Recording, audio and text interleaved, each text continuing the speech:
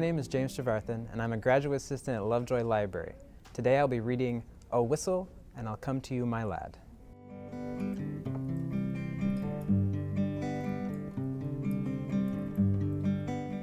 I suppose you'll be getting away pretty soon now full term is over, Professor, said a person not in the story to the professor of ontography, soon after they had sat down next to each other at a feast in the hospitable hall of St. James's College. The professor was young, neat, and precise in speech. "Yes," he said, "my friends have been making me take up golf this term, and I mean to go to the East Coast, in point of fact to Burnstow. I dare say you know it, for a week or 10 days, to improve my game. I hope to get off tomorrow." "Oh, Parkins," said his neighbor on the other side, "if you are going to Burnstow, I wish you would look at the site of the Templars' Preceptory, and let me know if you think it would be any good to have a dig there in the summer." It was, as you might suppose, a person of antiquarian pursuits who said this, but since he merely appears in this prologue, there is no need to give his entitlements. "Certainly," said Parkins, the professor. "If you'll describe to me whereabouts the site is, I will do my best to give you an idea of the lie of the land when I get back. Or I could write to you about it if you would tell me where you are likely to be." "Don't trouble to do that, thanks. It's only that I'm thinking of taking my family in that direction in the long. And it occurred to me that, as very few of the English preceptories have ever been properly planned, I might have an opportunity of doing something useful on off days." The professor rather sniffed at the idea that planning out a preceptory could be described as useful. His neighbor continued, "The site, I doubt if there is anything showing above ground, must be down quite close to the beach now. The sea has encroached tremendously, as you know, all along that bit of coast.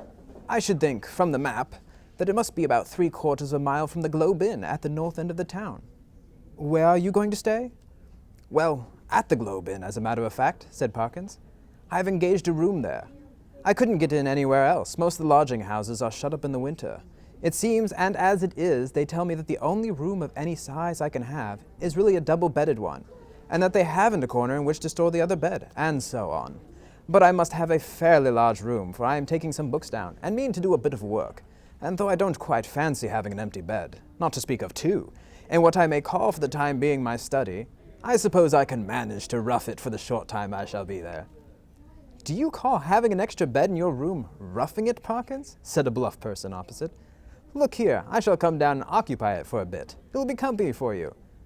The professor quivered, but managed to laugh in a courteous manner. "By all means, Rogers. There's nothing I would like better, but I'm afraid you would find it rather dull. You don't play golf, do you?" "No, thank heaven," said rude Mr. Rogers. "Well, you see, when I'm not writing, I shall most likely be out on the links, and that, as I say, would be rather dull for you, I'm afraid." "Oh, I don't know. There's certain to be somebody I know in the place, but of course if you don't want me, speak the words, Parkin. I shan't be offended. Truth, as you always tell us, is never offensive." Parkins was, indeed, scrupulously polite and strictly truthful. It is to be feared that Mr. Rogers sometimes practiced upon his knowledge of these characteristics. In Parkins' breast there was a conflict now raging, which for a moment or two did not allow him to answer. That interval being over, he said, "Well, if you want the exact truth, Rogers, I was considering whether the room I speak of would really be large enough to accommodate us both comfortably, and also whether, mind, I shouldn't have said this if you hadn't pressed me, you would not constitute something in the nature of a hindrance to my work." Rogers laughed loudly. "Well done, Parkins," he said. "It's all right. I promise not to interrupt your work. Don't you disturb yourself about that." "No, I won't come if you don't want me, but I thought I should do so nicely to keep the ghosts off." Here he might have been seen to wink, and to nudge his next neighbor. Parkins might also have been seen to become pink. "I beg pardon, Parkins," Roger continued. "I oughtn't to have said that. I forgot you didn't like levity on these topics." "Well," Parkins said, "as you have mentioned the matter, I freely own that I do not like careless talk about what you call ghosts. A man in my position," he went on, raising his voice a little, "cannot, I find, be too careful about appearing to sanction the current belief on such subjects. As you know, Rogers, or as you ought to know, for I think I have never concealed my views—" "No, you have certainly not, old man," put in Rogers, sotto voce. "I hold that any semblance, any appearance of concession to the view that such things might exist, is equivalent to a renunciation of all that I hold most sacred. But I'm afraid I have not succeeded in securing your attention." "Your undivided attention was what Dr. Blimber actually said," Rogers interrupted, with every appearance of an earnest desire for accuracy. "But I beg your pardon, Parkins. I'm stopping you." "No, not at all," said Parkins. "I don't remember Blimber. Perhaps he was before my time. But I needn't go on. I'm sure you know what I mean." Yes, yes," said Rogers rather hastily. "Just so. We'll go into it fully at Burnstow. Or somewhere." In repeating the above dialogue, I have tried to give the impression which it made on me, that Parkins was something of an old woman, rather hen-like perhaps in his little ways, totally destitute, alas, of the sense of humor, but at the same time dauntless and sincere in his convictions, and a man deserving of the greatest respect. Whether or not the reader has gathered so much, that was the character which Parkins had. On the following day, Parkins did, as he had hoped, succeed in getting away from his college and in arriving at Burnstow. He was made welcome at the Globe Inn, was safely installed in the large double-bedded room of which we have heard, and was able, before retiring, to rest to arrange his materials for work in apple-pie order upon a commodious table, which occupied the outer end of the room, and was surrounded on 3 sides by windows looking out seaward. That is to say, the central window looked straight out to the sea, and those on the left and right commanded prospects along the shore to the north and south, respectively. On the south you saw the village of Burnstow. On the north no houses were to be seen, but only the beach and the low cliff backing it. Immediately in front was a strip, not considerable, of rough grass dotted with old anchors, capstans, and so forth. Then a broad path, then the beach. Whatever may have been the original distance between the Globe Inn and the sea, not more than 60 yards now separated them. The rest of the population of the inn was, of course, a golfing one, and included few elements that call for a special description. The most conspicuous figure was, perhaps, that of an ancient militaire, secretary of a London club, and possessed of a voice of incredible strength and of views of a pronouncedly Protestant type. They were apt to find utterance after his attendance upon the ministrations of the vicar, an estimable man with inclinations towards a picturesque ritual, which he gallantly kept down as far as he could out of deference to East Anglian tradition. Professor Parkins, one of whose principal characteristics was pluck, spent the greater part of the day following his arrival at Burnstow in what we had called improving his game, in company with his Colonel Wilson, and during the afternoon, whether the process of improvement were to blame or not, I am not sure, the Colonel's demeanor assumed a coloring so lurid that even after Parkins jibbed at the thought of walking home with him from the links, he determined, after a short and furtive look at the bristling mustache and those incarnadine features, that it would be wiser to allow the influences of tea and tobacco to do what they could with the Colonel before the dinner hour should render a meeting inevitable. "I might walk home tonight along the beach," he reflected. "Yes, and take a look there will be light enough for that, at the ruins of which Disney was talking. I don't exactly know where they are, by the way, but I expect I can hardly help stumbling on them." This he accomplished, I may say, in the most literal sense, for in picking his way from the links to the single beach, his foot caught partly in a gorse root and partly in a bigger stone, and over he went. When he got up and surveyed his surroundings, he found himself in a patch of somewhat broken ground, covered with small depressions and mounds. These latter, when he came to examine them, proved to be simply masses of flints embedded in mortar and grown over with turf. He must, he quite rightly concluded, be on the side of the preceptory he had promised to look at. It seemed not unlikely to reward the spade of the explorer. Enough of the foundations was probably left at no great depth to throw a good deal of light on the general plan. He remembered vaguely that the Templars, to whom this site had belonged, were in the habit of building round churches, and he thought a particular series of the humps or mounds near him did appear to be arranged in a something of a circular form. Few people can resist the temptations to try a little amateur research in a department quite outside their own, if only for the satisfaction of showing how successful they would have been had they only taken it up seriously. Our professor, however, if he felt something of this mean desire, was also only anxious to oblige Mr. Disney. So he paced with care the circular area he had noticed, and wrote down its rough dimensions in his pocketbook. Then he proceeded to examine an oblong eminence, which lay east of the center of the circle, and seemed to his thinking likely to be the base of a platform or altar. At one end of it, the northern, a patch of the turf was gone, removed by some boy or other creature, fierce necheur. It might, he thought, be as well to probe the soil here, for evidences of masonry, and he took out his knife and began scraping away the earth. And now followed another little discovery. A portion of soil fell inward as he scraped, and disclosed a small cavity. He lighted one match after another to help him see of what nature the hole was, but the wind was too strong for them all. By tapping and scratching the sides with his knife, however, he was able to make out that it must be an artificial hole in the masonry. It was rectangular, and the sides, top and bottom, if not actually plastered, were smooth and regular. Of course it was empty. No! As he withdrew the knife, he heard a metallic clink, and when he introduced his hand, it met with a cylindrical object lying on the floor of the hole. Naturally enough, he picked it up, and when he brought it into the light, now fast fading, he could see that it too was of man's making, a metal tube about 4 inches long, and evidently of some considerable age. By the time Parkins had made sure that there was nothing else in this odd receptacle, it was too late and too dark for him to think of undertaking any further search. What he had done had proved so unexpectedly interesting that he determined to sacrifice a little more of the daylight on the morrow to archaeology. The object, which he now had safe in his pocket, was bound to be of slight value at least, he felt sure. Bleak and solemn was the view on which he took a last look before starting homeward. A faint yellow light in the west showed the links, on which a few figures moving towards the clubhouse were still visible. The squat Martello Tower, the lights of Aldsie Village, the pale ribbon of sands, intersected at intervals by black wooden groins, the dim and murmuring sea. The wind was bitter from the north, but was at his back when he set out for the globe.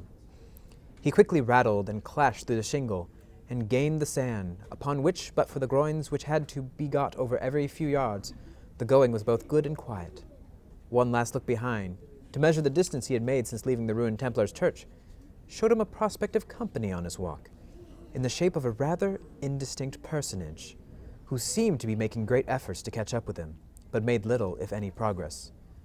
I mean that there was an appearance of running about his movements, but that the distance between him and Parkins did not seem materially to lessen. So, at least, Parkins thought, and decided that he almost certainly did not know him, and that it would be absurd to wait until he came up. For all that company, he began to think, would really be very welcome on that lonely shore, if only you could choose your companion. In his unenlightened days, he had read of meetings in such places, which even now would hardly bear thinking of. He went on thinking of them, however, until he reached home, and particularly of one which catches most people's fancy at some time of their childhood. Now I saw in my dream that Christian had gone but a very little way when he saw a foul fiend coming over the field to meet him. What should I do now, he thought, if I looked back and caught sight of a black figure sharply defined against the yellow sky, and saw that it had horns and wings? I wonder whether I should stand or run for it. Luckily, the gentleman behind is not of that kind, and he seemed to be about as far off now as when I saw him first. Well, at this rate, he won't get his dinner as soon as I shall, and dear me, it's within a quarter of an hour of this time now. I must run. Parkins had, in fact, very little time for dressing. When he met the colonel at dinner, peace, or as much of her as that gentleman could manage, reigned once more in the military bosom. Nor was she put to flight in the hours of bridge that followed dinner, for Parkins was a more than respectable player. When, therefore, he retired towards 12 o'clock, he felt that he had spent his evening in quite a satisfactory way, and that, even for so long as a fortnight or 3 weeks, life at the Globe would be supportable under similar conditions, especially, thought he, if I go on improving my game. As he went along the passages, he met the boots of the Globe, who stopped and said, "Beg your pardon, sir, but as I was a-brushing your coat just now, there was something fell out of the pocket. I put it on your chest of drawers, sir, in your room, sir. A piece of a pipe, or something of that sort, sir. Thank you, sir. You'll find it on your chest of drawers, sir. Yes, sir. Good night, sir." This speech served to remind Parkins of his little discovery of that afternoon. It was with some considerable curiosity that he turned it over by the light of his candles. It was of bronze, he now saw, and was shaped very much after the manner of the modern dog whistle. In fact, it was. Yes, certainly it was. Actually no more nor less than a whistle. He put it to his lips, but it was quite full of a fine caked-up sand or earth, which would not yield to knocking, but must be loosened with a knife. Tidy as ever in his habits, Parkins cleared out the earth onto a piece of paper and took the ladder to the window to empty it out. The night was clear and bright, and he saw when he had opened the casement, and he stopped for an instant to look at the sea and note a belated wanderer stationed on the shore in front of the inn. Then he shut the window, a little surprised at the late hours people kept at Burnstow, and took his whistle to the light again.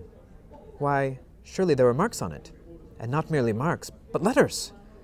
A very little rubbing rendered the deeply cut inscription quite legible, but the professor had to confess, after some earnest thought, that the meaning of it was as obscure to him as the writing on the wall to Belshazzar.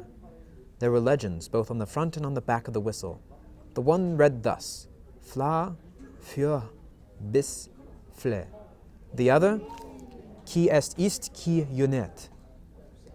I ought to be able to make it out, he thought, but I suppose I am a little rusty in my Latin. When I come to think of it, I don't believe I even know the word for a whistle. The long one does seem simple enough. It ought to mean, who is this who is coming? Well, the best way to find out is evidently to whistle for him. He blew tentatively and stopped suddenly, startled and yet pleased at the note he had elicited. It had a quality of infinite distance in it, and, soft as it was, he somehow felt it must be audible for miles round. It was a sound, too, that seemed to have the power, which many scents possess, of forming pictures in the brain. He saw quite clearly for a moment a vision of a wide, dark expanse at night, with a fresh wind blowing, and in the midst a lonely figure. How employed, he could not tell. Perhaps he would have seen more had not the picture been broken by the sudden surge of a gust of wind against his casement, so sudden that it made him look up, just in time to see the white glint of a seabird's wing somewhere outside the dark panes. The sound of the whistle had so fascinated him that he could not help trying it once more, this time more boldly. The note was little, if at all, louder than before, and repetition broke the illusion. No picture followed, as he had half hoped it might. But what is this? Goodness! What force the wind can get up in a few minutes! What a tremendous gust! There, I knew that window fastening was no use. Ah, I thought so. Both candles out. It's enough to tear the room to pieces. The first thing was to get the window shut. While you might count 20 Parkins was struggling with the small casement, and felt almost as if you were pushing back a sturdy burglar, so strong was the pressure. It slackened all at once, and the window banged to and latched itself. Now to relight the candles and see what damage, if any, had been done. No, nothing seemed amiss. No glass even was broken in the casement. But the noise had evidently roused at least one member of the household.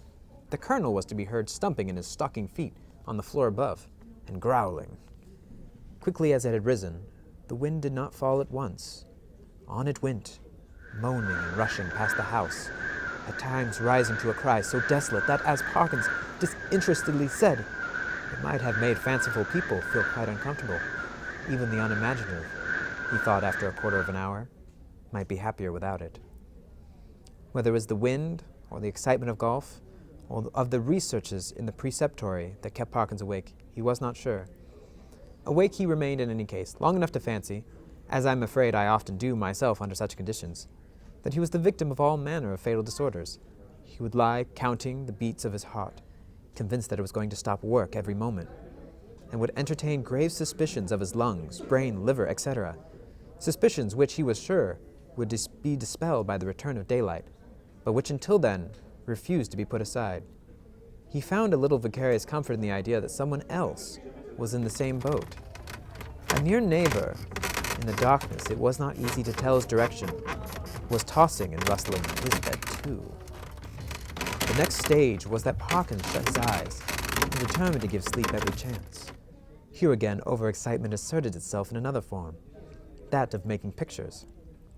Exporto creed, pictures do come to the closed eyes of one trying to sleep, and are often so little to his taste that he must open his eyes and disperse them. Parkins' experience on this occasion was a very distressing one. He found that the picture which presented himself was continuous. When he opened his eyes, of course, it went, but when he shut them once more, it framed itself afresh and acted itself out again, neither quicker nor slower than before. What he saw was this: a long stretch of shore, shingle-edged by sand and intersected at short intervals, with black groins running down to the water. A scene, in fact, so like that of his afternoon's walk that, in the absence of any landmark, it could not be distinguished therefrom. The light was obscure, conveying an impression of a gathering storm, late winter evening, and slight cold rain. On this bleak stage at first no actor was visible. Then, in the distance, a bobbing black object appeared. A moment more, and it was a man running, jumping, clambering over the groins, and every few seconds looking eagerly back. The nearer he came, the more obvious it was that he was not only anxious, but even terribly frightened, though his face was not to be distinguished. He was, moreover, almost at the end of his strength. On he came. Each successive obstacle seemed to cause him more difficulty than the last. Will he get over this one? Thought Parkins. It seems a little higher than the others. Yes, half climbing, half throwing himself, he did get over, and fell all in a heap on the other side, the side nearest to the spectator. There, as if really unable to get up again, he remained crouching under the groin, looking up in an attitude of painful anxiety. So far, no cause whatever for the fear of the runner had been shown. But now there began to be seen, far up the shore, a little flicker of something light-colored moving to and fro with great swiftness and irregularity, rapidly growing larger. It, too, declared itself as a figure in pale, fluttering draperies, ill-defined. There was something about its motion which made Parkins very unwilling to see it at close quarters. It would stop, raise arms, bow itself to the sand, then run, stooping across the beach to the water edge and back again, and then rising upright once more, continue its course forward at a speed that was startling and terrifying. The moment came when the pursuer was hovering, above from left to right only a few yards beyond the groin where the runner was lay in hiding. After 2 or 3 ineffectual castings hither and thither, it came to a stop, stood upright, with arms raised high, and then started straight forwards towards the groin.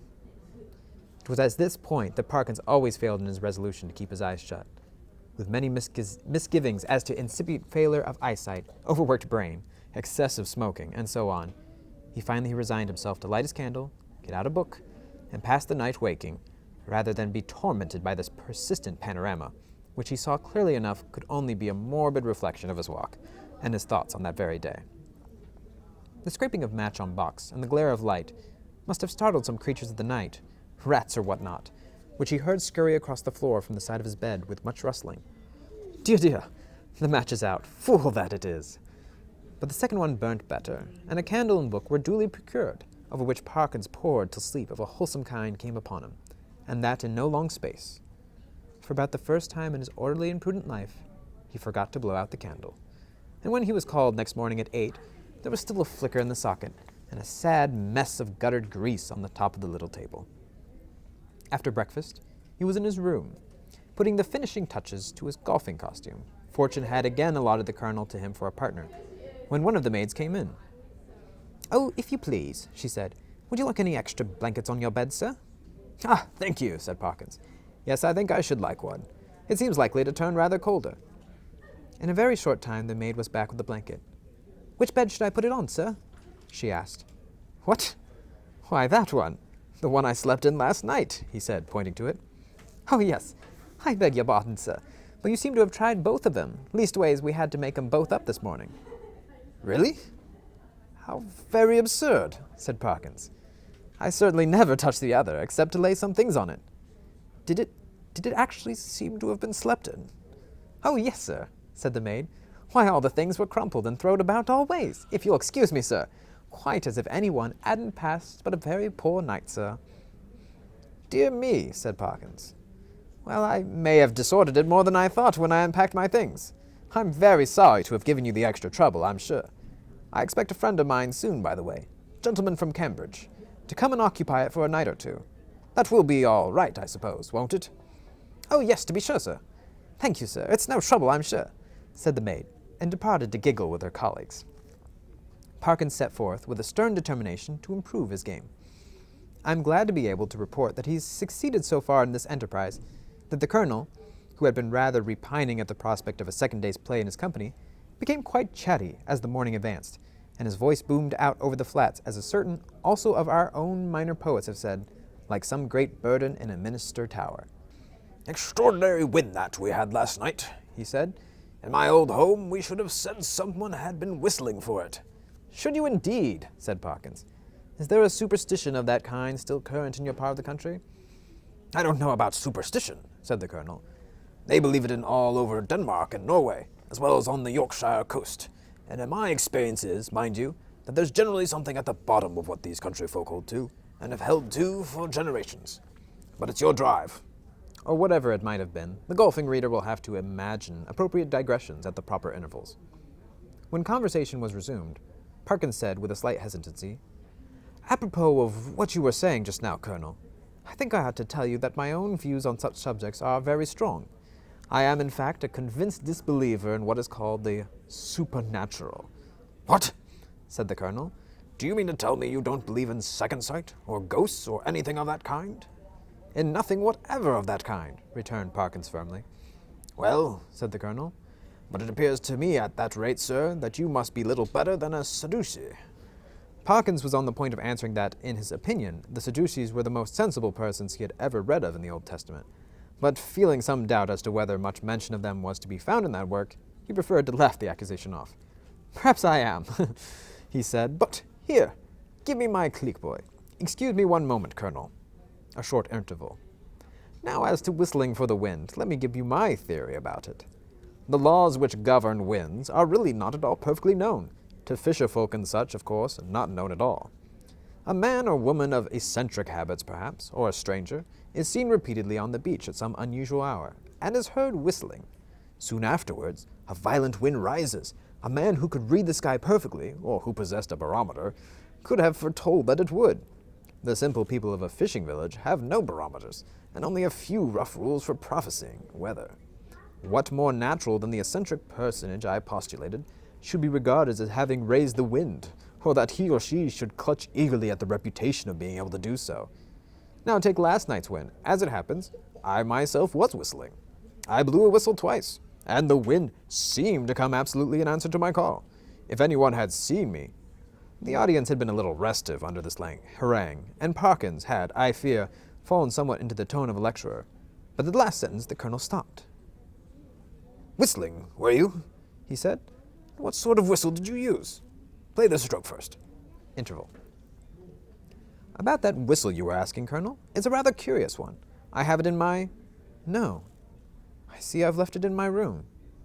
As a matter of fact, I found it yesterday." And then Parkins narrated the manner of his discovery of the whistle, upon hearing which the colonel grunted, and opined that, in Parkins' place, he should himself be careful about using a thing that had belonged to a set of papists, of whom, speaking generally, it might be affirmed that you never knew what they might not have been up to. From this topic he diverged to the enormities of the vicar, who had given notice on the previous Sunday that Friday would be the feast of St. Thomas the Apostle, and that there would be a service at 11 o'clock in the church.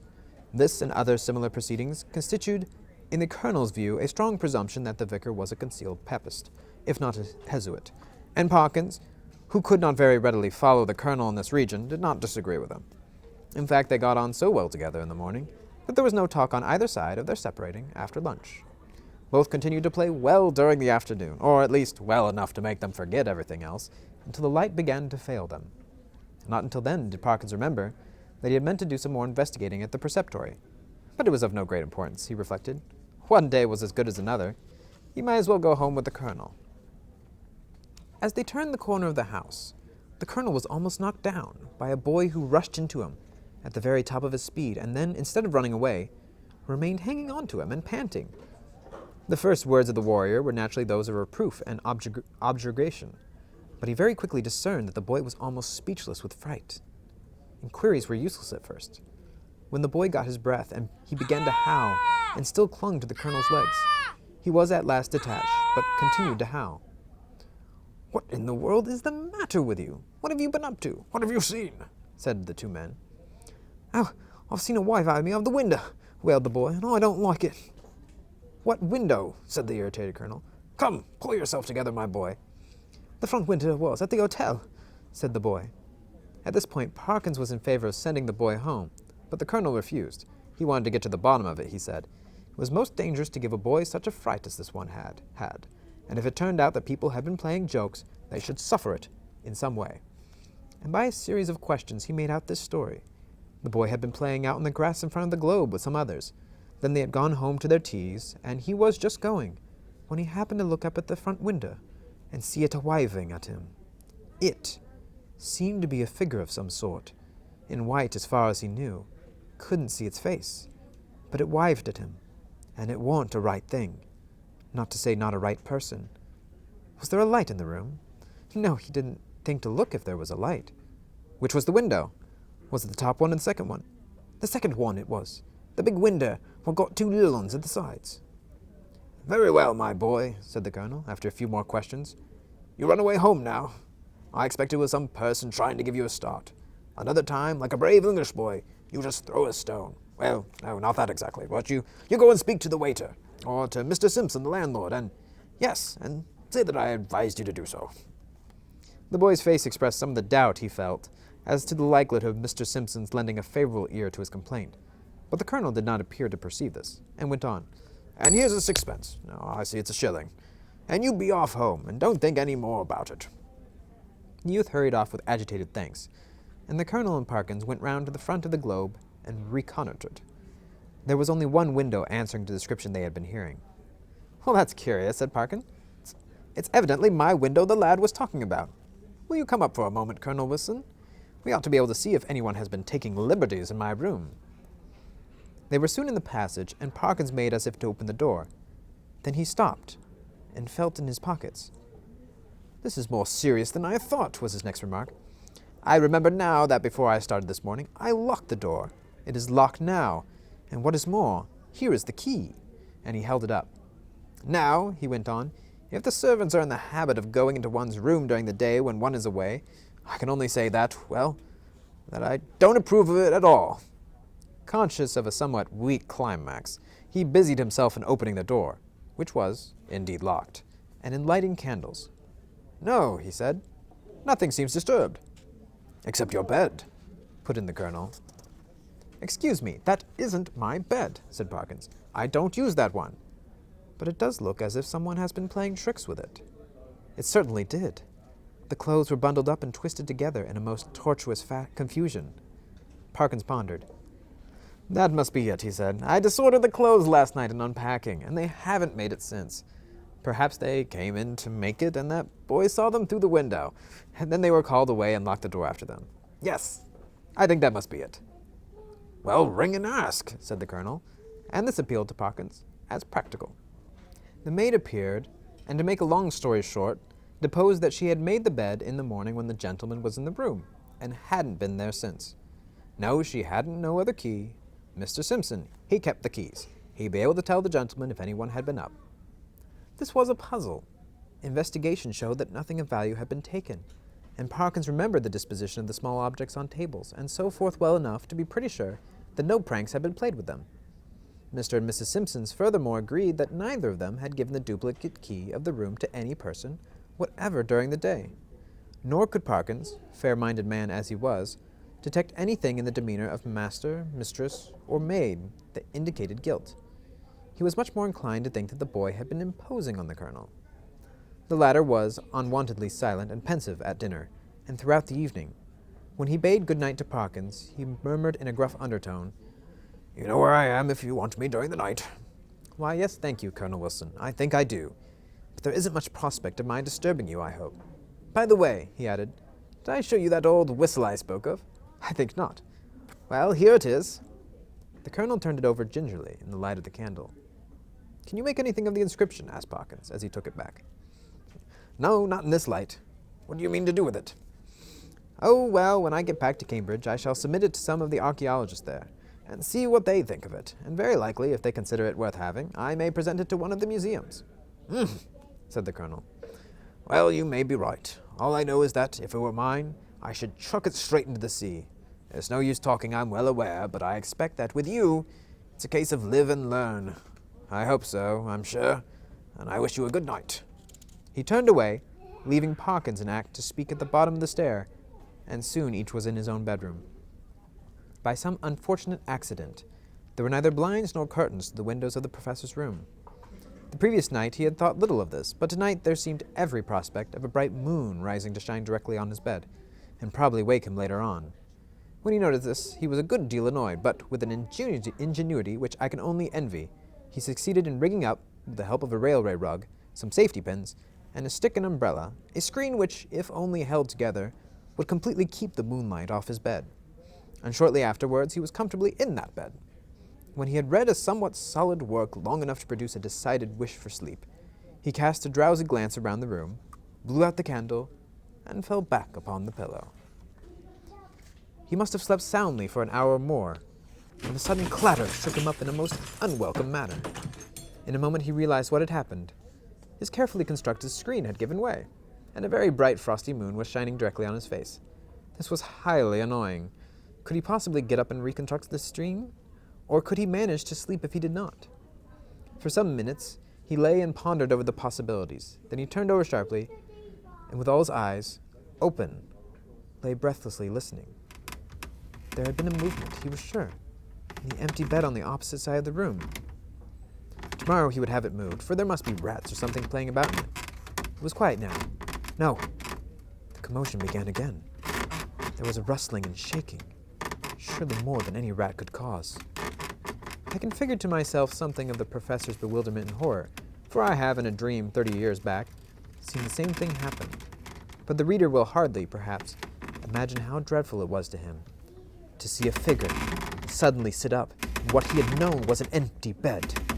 He was out of his own bed in one bound and made a dash towards the window, where lay his only weapon, the stick with which he had propped his screen. This was, as it turned out, the worst thing he could have done, because the personage in the empty bed, with a sudden smooth motion, slipped from the bed and took up a position with outspread arms between the two beds and in front of the door. Parkins watched it in a horrid perplexity. Somehow the idea of getting past it and escaping to the door was intolerable to him. He could not have borne, he didn't know why, to touch it, and as for its touching him, he would sooner dash himself through the window than have that happen. It stood for the moment in a band of dark shadow, and he had not seen what its face was like. And now it began to move in a stooping posture, and all at once the spectator realized with some horror and some relief that it must be blind, for it seemed to feel about it with its muffled arms in a groping and random fashion. Turning half away from him, he became suddenly conscious of the bed he had just left, and darted towards it, and bent over and felt the pillows in a way which made Parkins shudder, as he had never in his life thought it possible. In a very few moments, it seemed to know that the bed was empty, and then, moving forward in the area of light and facing the window, it showed for the first time what manner of thing it was. Parkins, who very much dislikes being questioned about it, did once describe something of it in my hearing, and I gathered that what he chiefly remembers about it is a horrible, an intensely horrible, face of crumpled linen. What expression he read upon it, he could not or would not tell, but that the fear of wit went nigh to maddening him is certain. But he was not at leisure to watch it for long. With formidable quickness it moved into the middle of the room, and as it groped and waved, one corner of its drapery swept across Parkins' face. He could not, though he knew how perilous the sound was, he could not keep back a cry of disgust, and this gave the searcher an instant clue. It leapt towards him upon the instant, and the next moment he was halfway through the window backwards, uttering cry upon cry at the utmost pitch of his voice, and the linen face was thrust close into his own. At this almost the last possible second, deliverance came, as you will have guessed. The colonel burst the door open, and was just in time to see the dreadful group at the window. When he reached the figures, only one was left. Parkins sank forward into the room in a faint, and before him on the floor lay a tumbled heap of bedclothes. Colonel Wilson asked no questions, but busied himself in keeping everyone else out of the room, and in getting Parkins back to his bed, and himself, wrapped in a rug, occupied the other bed for the rest of the night. Early on the next day, Rogers arrived, more welcome than he would have been a day before, and the three of them held a very long consultation in the professor's room. At the end of it, the colonel left the hotel door, carrying a small object between his finger and thumb, which he cast as far into the sea as a very brawny arm could send it. Later on, the smoke of a burning ascended from the back premises of the Globe. Exactly what explanation was patched up for the staff and visitors at the hotel, I must confess, I do not recollect. The professor was somehow cleared of the ready suspicion of delirium tremens, and the hotel of the reputation of a troubled house. There is not much question as to what would have happened to Parkins if the colonel had not intervened when he did. He would have either have fallen out of the window or else lost his wits. But it is not so evident what more the creature that came in answer to the whistle could have done than frighten. There seemed to be absolutely nothing material about it, save the bedclothes of which it had made itself a body. The colonel, who remembered a not very dissimilar occurrence in India, was of opinion that if Parkins had closed with it, it could really have done very little, and that its one power was that of frightening. The whole thing, he said, served to confirm his opinion of the Church of Rome. There is really nothing more to tell, but as you may imagine, the professor's views on certain points are less clear-cut than they used to be. His nerves, too, have suffered. He cannot even now see a surplice hanging on a door quite unmoved, and the spectacle of a scarecrow in a field late on a winter afternoon has cost him more than one sleepless night.